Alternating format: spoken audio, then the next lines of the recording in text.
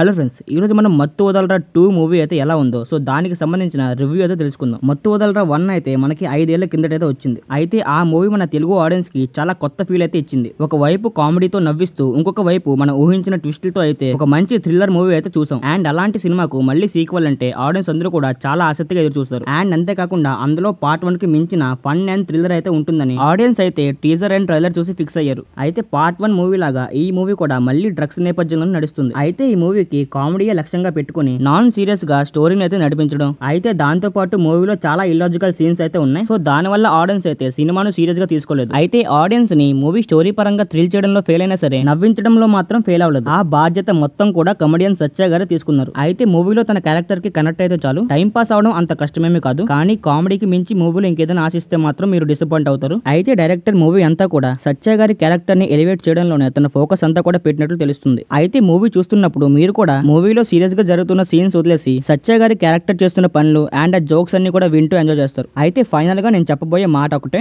Movie స్టోరీని అంత serious గా తీసుకోకుండా ట్రెండీగా జరిగే ఆ కామెడీ సీన్స్ చూడాలంటే మత్తు వదలరా 2 మూవీకి అయితే వెళ్ళిపోవచ్చు. అయితే ఈ విషయానికి వస్తే మూవీ బానే ఉంది. సో ఇదే అనమాట ఈ వీడియో. సో ఈ వీడియోకి అయితే ఇంతనమాట. అండ్ మళ్ళీ ఒక మంచి వీడియోతో మీ ముందుకైతే వస్తాను. అండ్ అంతవరకు బాయ్.